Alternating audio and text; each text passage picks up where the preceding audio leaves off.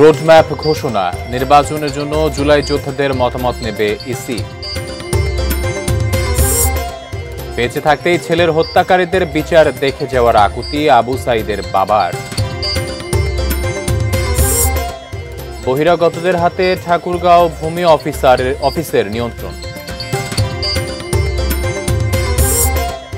এবং লালমনিরহাটে আবাদে বাধা হয়ে দাঁড়িয়েছে সারের কৃত্রিম সংকট।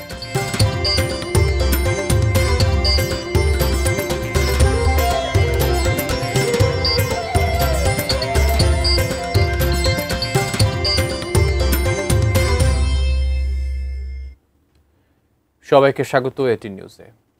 এটিএন নিউজের দেশের খবর আপনাদের সাথে আছি আমি আকাশ এহসান। এতক্ষণ নাসির ফ্লোট গ্লাসের সৌজন্য দেখছিলেন সংবাদ শিরোনাম।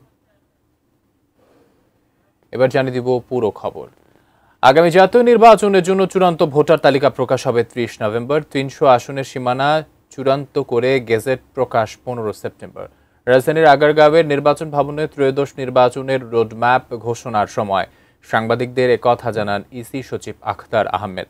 এ সময় ভোট গ্রহণের তারিখের 60 দিন আগে হবে বলেও জানান তিনি।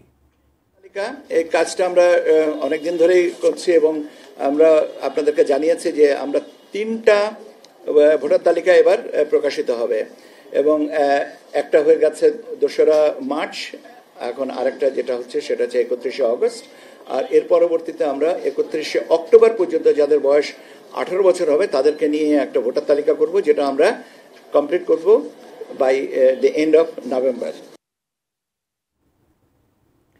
বেঁচে থাকতেই ছেলের হত্যাকারীদের বিচার দেখে যাওয়ার আকুতি জানিয়েছেন আবু সাঈদের বাবা। জুলাই গণঅভ্যুত্থানের সময় রংপুরের শহীদ হওয়া বেগম রোকেয়া বিশ্ববিদ্যালয়ের ছাত্র আবু সাঈদের বাবা মকবুল হোসেন সাক্ষ্য দেওয়ার সময় আদালতের কাছে এই দাবি জানান। ট্রাইব্যুনাল 2-এ বৃহস্পতিবার আবু সাঈদ হত্যা মামলার প্রথম দিনের সাক্ষ্য গ্রহণ হয়। জাবেদ আক্তারের প্রতিবেদন। বৈষম্য বিরোধী ছাত্র আন্দোলনের সময় গত বছরের 16 জুলাই পুলিশের গুলিতে শহীদ হন রংপুরের বেগম রোকেয়া বিশ্ববিদ্যালয়ের ছাত্র আবু সাঈদ। তার এই মৃত্যু সে সময় প্রবলভাবে নাড়া দেয় দেশের মানুষকে। আন্দোলনের গতি বাড়ে, লাখো ছাত্র জনতার প্রেরণার উৎস হয়ে ওঠে পুলিশের গুলির মুখে বুক চিতিয়ে আবু সাঈদের দুহাত প্রসারিত করার সেই দৃশ্য। গত 24 জুন আবু সাঈদ হত্যা মামলার তদন্ত প্রতিবেদন হাতে পায় প্রসিকিউশন। 30 জনকে আসামি করে 30 জুন ট্রাইব্যুনালে আনুষ্ঠানিক অভিযোগ দাখিল করা হলে তা আমলে নেন বিচারপতি নজরুল ইসলাম চৌধুরীর নেতৃত্বে 3 সদস্যের আন্তর্জাতিক অপরাধ ট্রাইব্যুনাল 2। শুনানি শেষে গত 6 আগস্ট 30 আসামির বিরুদ্ধে অভিযোগ গঠনের আদেশ দেন ট্রাইব্যুনাল। শুরু হয় আনুষ্ঠানিক বিচার।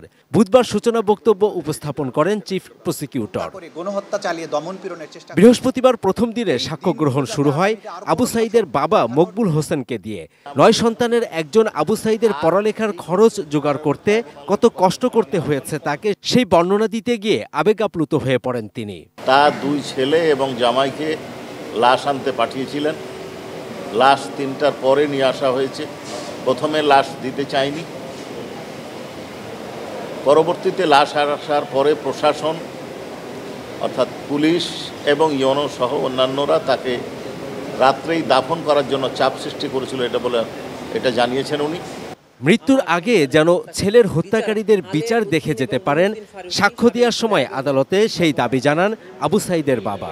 কিভাবে আবু সাঈদকে নির্মমভাবে গুলি করে হত্যা করা হয়েছে সেই বর্ণনা তিনি ট্রাইব্যুনালে দিয়েছেন। এই বর্ণনা দিতে গিয়ে তিনি ট্রাইব্যুনালে বারবার আবেগ আপ্লুত হয়ে পড়েছেন। উনি ট্রাইব্যুনালের সামনে বলেছেন যে উনার জীবদ্দশায় যেহেতু আবু সাঈদ বড় হবে, প্রতিষ্ঠিত হবে, চাকুরি করবে, এটা উনি দেখতে পারেননি। তবে উনি উনার জীবদ্দশায় দেখতে চান যে আবু সাঈদ হত্যার বিচার হয়েছে, আসামিদের দৃষ্টান্তমূলক শাস্তি হয়েছে। বেগম রোকেয়া বিশ্ববিদ্যালয়ের সাবেক উপাচার্য অধ্যাপক ডক্টর হাসিবুর রশিদ সহ এই মামলার মোট আসামি 30 জন। এর মধ্যে বিশ্ববিদ্যালয়টির সাবেক প্রক্টর শরীফুল ইসলাম, বিশ্ববিদ্যালয় ছাত্রলীগের তখনকার যুগ্ম সাধারণ সম্পাদক ইমরান চৌধুরী আকাশ, সাবেক এএসআই আমির হোসেন ও তাজহাট থানার কনস্টেবল সুজন চন্দ্র রায় সহ গ্রেপ্তার থাকা 6 আসামির উপস্থিতিতে সাক্ষ্য গ্রহণ হয়েছে। Javed Akhtar, ATN news, Dhaka. ভোগান্তির আরেক নাম ভূমি অফিস। লেনদেন ছাড়া হয় না কোনো কাজ। 1170 টাকার নাম খারিজে অন্তত 5000 টাকা লাগছে। ঘুরতে হচ্ছে মাসের পর মাস। ভূমি অফিসগুলোর নিয়ন্ত্রণ কম্পিউটারম্যান খ্যাত বহিরাগতদের হাতে। সরকারি কর্মচারী না হয়েও রীতিমতো অফিস করেন তারা। কর্মকর্তাদের যোগসাজশে জিম্মি করেন সেবা গ্রহীতাদের। বিস্তারিত ঠাকুরগাঁও প্রতিনিধি এম এ সামাদের প্রতিবেদনে।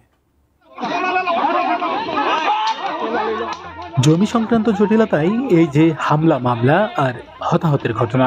নেপথ্যে একই জমির একাধিক নামজারি। এইসব অপকর্মের মূল হোতা ভূমি অফিসের কম্পিউটার ম্যান খ্যাত বহিরাগতরা। ঠাকুরগাঁও শহরের পৌর আকচা ইউনিয়ন ভূমি অফিস। ভূমি কর্মকর্তার পাশে বসে অনলাইনে কাজ করছেন এক যুবক, যেন এই অফিসেরই বেতনভুক্ত কর্মচারী।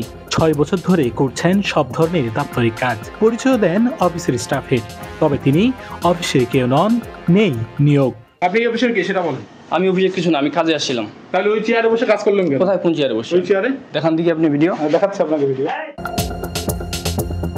বিস্তর অভিযোগ রয়েছে এই বহিরাগতরাই নিয়ন্ত্রণ করে ভূমি অফিসের অনলাইন সংক্রান্ত যাবতীয় কাজ। কর্মকর্তাদের যোগসাজশে হাতিয়ে নেন মোটা অঙ্কের টাকা। কেন থাকে সে, এটার ব্যাখ্যা বলেন। ওই জন্য চিঠিপত্র 2-1 বার করি তো, মানে আমরা একটু অত করতে পারি না, বিধায় আর কি নিয়ে আসি তাকে মাঝে মাঝে। একই অবস্থা সদর উপজেলা ভূমি অফিস ও ইউনিয়ন ভূমি অফিসগুলোতে। এটি নিউজের অনুসন্ধানে এই বহিরাগতদের নাম পরিচয়ও জানা যায়।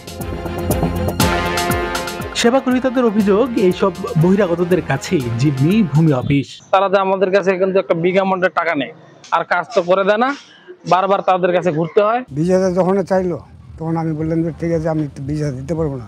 একদিকে সেবা প্রত্যাশীদের হয়রানি, অন্যদিকে সরকারি দপ্তরের গোপনীয়তা নষ্ট। কিভাবে তারা বসছেন সরকারি অফিসে? সদুত্তর নেই তার। আমি তো নেই না, কিন্তু জোর করে যদি কেউ দেয় না করি না।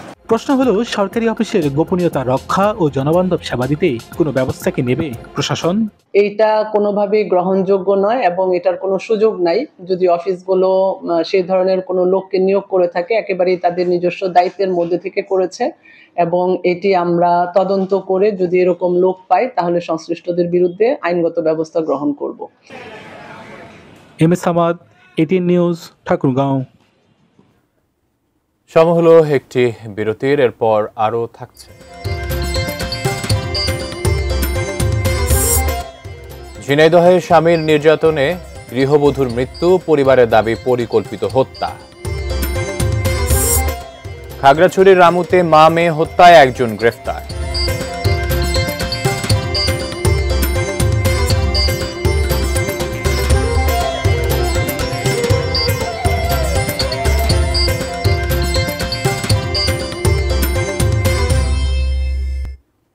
বিরতির পর আবারও স্বাগত দেশের সংবাদে।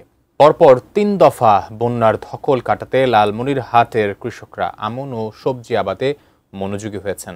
তাদের এই চেষ্টায় বাধা হয়ে দাঁড়িয়েছে সারের কৃত্রিম সংকট। সরকার নির্ধারিত দামের চেয়ে অনেক বেশি মূল্যে তাদের কিনতে হচ্ছে সার।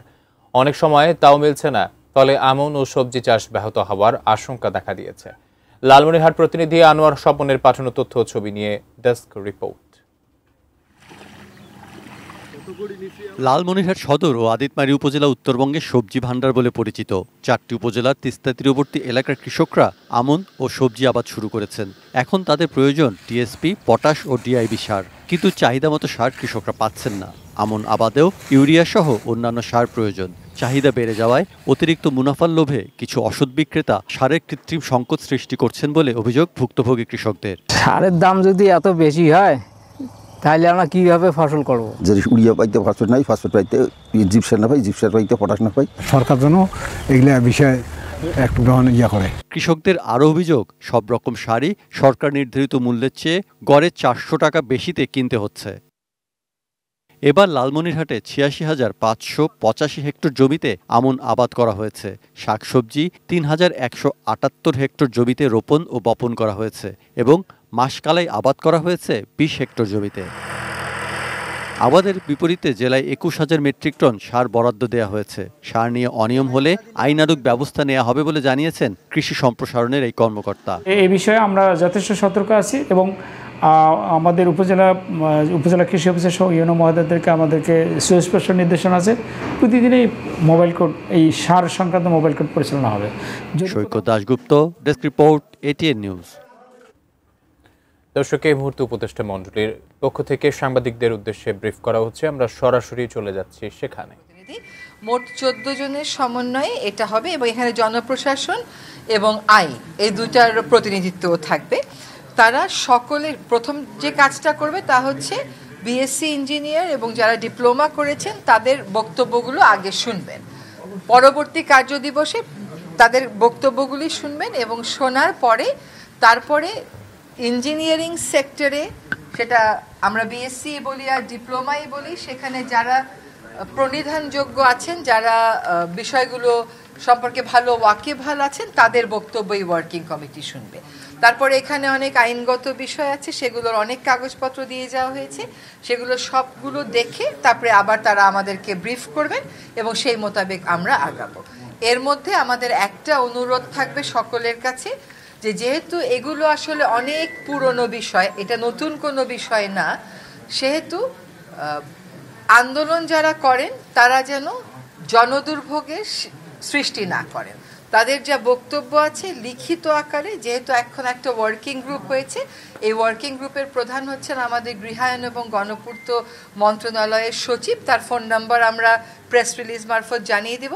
তাদের যত বক্তব্য আছে উনাকে জানিয়ে দেবেন এবং যারা বিভিন্ন বিষয় দাবি দাওয়া নিয়ে আন্দোলন করছেন তাদের একটা প্রতিনিধি দল সকল সময়ে সরকারের আমাদের সাথেও বসতে পারেন, ওয়ার্কিং গ্রুপের সাথেও বসতে পারেন, জনদুর্ভোগের সৃষ্টি যেন না করে। এটা রাতারাতি, এতদিনের সমস্যা রাতারাতি সমাধানের বিষয় না, আমাদেরকে 1 মাস সময় দেওয়া হয়েছে। আমরা এই 1 মাস সময়ের মধ্যে সমস্যাগুলো অনুধাবন করে আমাদের যা সুপারিশ তা সরকারের কাছে এবং সংশ্লিষ্ট সকলের কাছে পেশ করব। আমি একটু অ্যাড করি, আরেকটা হচ্ছে যে আমরা আরেকটা জিনিস করবো, আমরা কমিটি হিসেবে কিন্তু ওদেরকে মিট করব, যারা আন্দোলন করছেন কিংবা দাবি জানাচ্ছেন তাদেরকে আমরা কিন্তু মিট করব।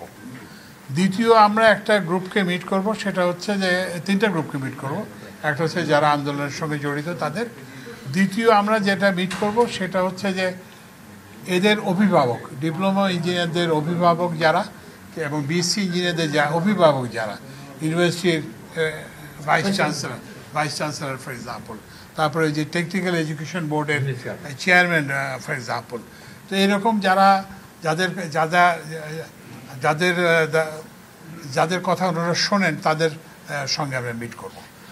আরেকটা হচ্ছে যে প্র্যাকটিক্যাল লেভেলে কি হচ্ছে, কেন এই সমস্যাটা হচ্ছে, এটাকে বোঝার জন্য আমরা ইঞ্জিনিয়ারিং ক্ষেত্রে যারা রিক্রুটমেন্ট করেন, সবচেয়ে বেশি এমপ্লয় করেন, যেমন পিডব্লিউডি, তারপরে হচ্ছে যে এলজিইডি, পাওয়ার ডেভেলপমেন্ট বোর্ড, এদের সংস্থাপকদের সঙ্গে আমরা বলবো। এটা কিন্তু আমরাও বলবো, ওই শুধুমাত্র যে ইয়ের সঙ্গে বসবে তা না, আমরা ওয়ার্কিং গ্রুপ ছাড়া আমরা বলবো।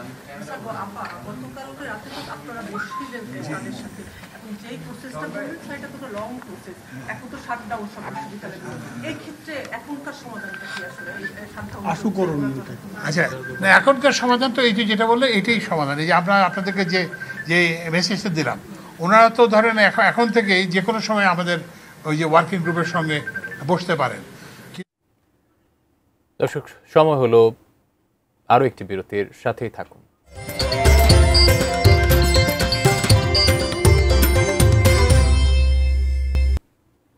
বিরতির পর আবারও স্বাগত। ঝিনাইদহের স্বামীর নির্যাতনে আত্মহত্যা করেছেন স্বর্ণা নামে এক গৃহবধূ স্বর্ণা। তবে তার পরিবারের দাবি পরিকল্পিত হত্যা। নিহত স্বর্ণার পরিবার জানায়, কোটচাঁদপুর উপজেলার রঘুনাথপুর গ্রামের আব্দুল মালিকের ছেলে আব্দুল হান্নানের সঙ্গে বিয়ে হয় পৌরসভার মহিলা কলেজ পাড়ার মোশাররফ হোসেনের মেয়ে স্বর্ণা আক্তারের। 15 বছরের দাম্পত্য জীবনে তিনি স্বামীর অত্যাচারের শিকার ছিলেন। খাগড়াছড়ির রামগড়ের নৃশংসভাবে মা মেয়েকে হত্যার ঘটনায় ভাতিজা সাইফুল ইসলামকে গ্রেফতার করেছে পুলিশ। সকাল 11টায় পুলিশ কার্যালয়ে এক সংবাদ সম্মেলনে পুলিশ সুপার মোহাম্মদ আরিফিন জুয়েল জানান, টাকা চেয়ে না পাওয়ায় আসামি সাইফুল ধারালো দা দিয়ে হত্যাকাণ্ডটি ঘটায়। গত বৃহস্পতিবার সকালে রামগড় পৌরসভার পূর্ব বাগানটিলা এলাকার একটি বাড়ির শয়নকক্ষ থেকে মা আমেনা বেগম ও তার মেয়ে রাহেনা বেগমের গলাকাটা মৃতদেহ উদ্ধার করা হয়। দর্শক, এই ছিল দেশের খবরের সর্বশেষ। এতক্ষণ সাথে থাকার জন্য ধন্যবাদ।